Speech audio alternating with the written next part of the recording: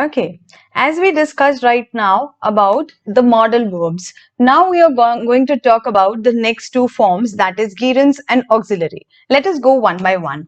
Okay, so now what are gerunds? Gerunds is nothing but the verb ing form.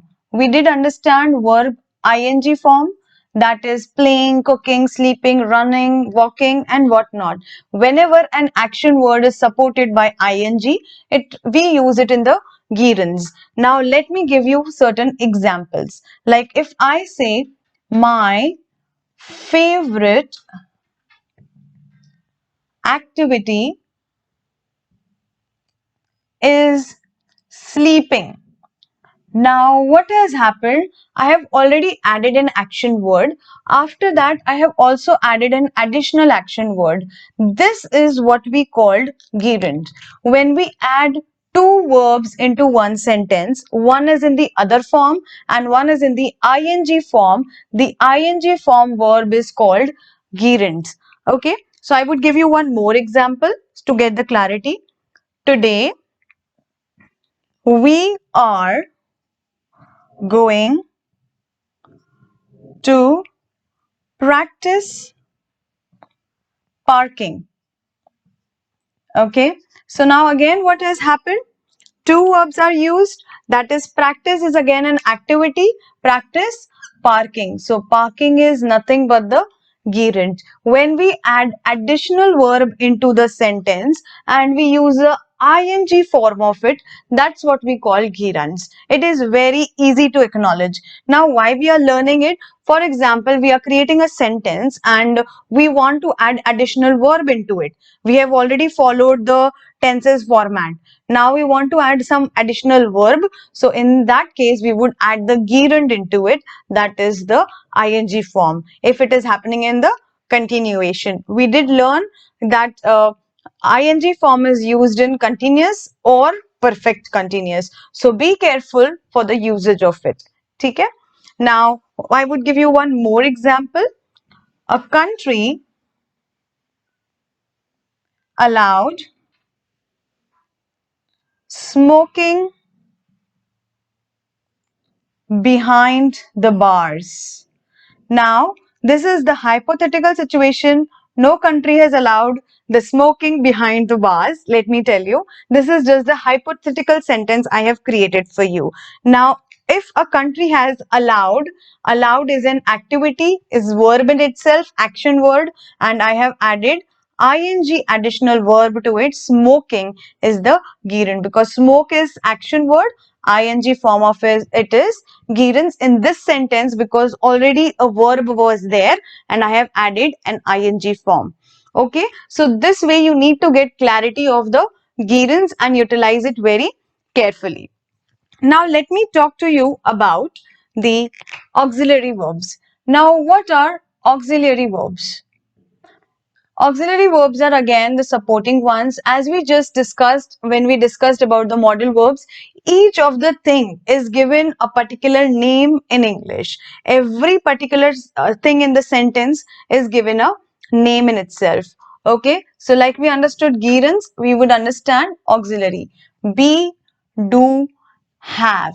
This is the wonderful approach in life as well and in auxiliary verbs as well. I will give you two of them, a personal approach as well and for the English as well. First, be, do, have approach. Whenever we try to achieve something in life, the approach we generally follow is sometimes have approach. Like first, I want to have that thing. I want to have my bicycle, my moped, my car, and then I would become the most decent person. Up till then, I would be the same as I am today. But that approach does not help you in life, and similarly in the English sentences as well. In real life as well, we need to follow the approach for be, do, have. Whatever we want to become, if you want to become a CEO, you have to behave like them. You need to do actions like them, and you would automatically have it. You would automatically become a person like a CEO and you would automatically achieve that goal because people will see you that way. People will see you as a CEO, as a director, as a founder, as an entrepreneur, as an international person, whatsoever you aim for. So always in life follow be, do, have approach. Whatever you want to have, first be, do the actions like them, and you will have it.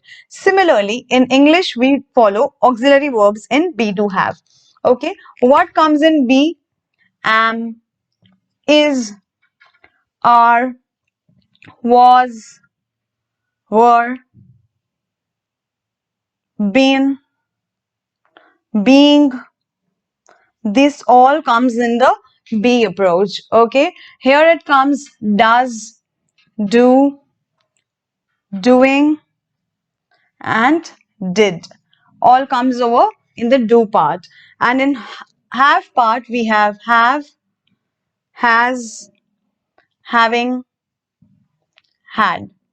So these are your auxiliary verbs. Now, what are auxiliary verbs? When we use these things in the sentence, we did understand in the tenses, we need to use has, have been, or may say had.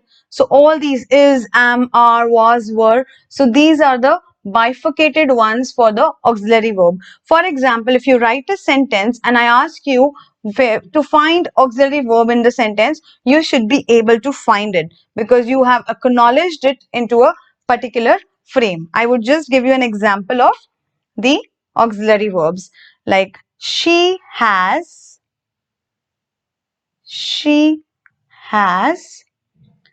12 oranges.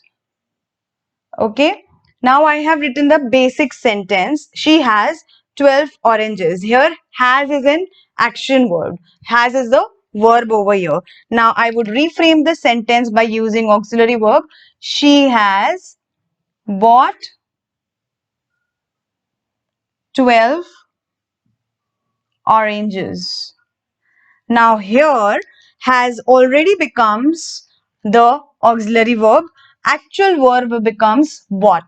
So you get to know that when you add auxiliary verb in the sentence, the verb actual action word becomes the different. So this is what you need to be careful for.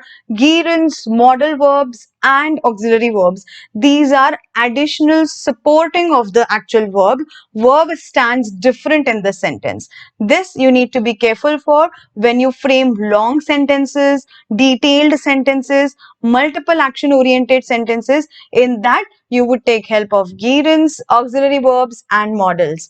Okay, so this way we complete the part of the verbs and you need to follow the worksheet and complete the quiz and do practice it. It would come from practice. If you already are aware about it, you need to still practice it because you need to get a good grip so that when you start writing, you write flawlessly. Okay, so see you in the next topic, the next part of speech. Okay, thank you.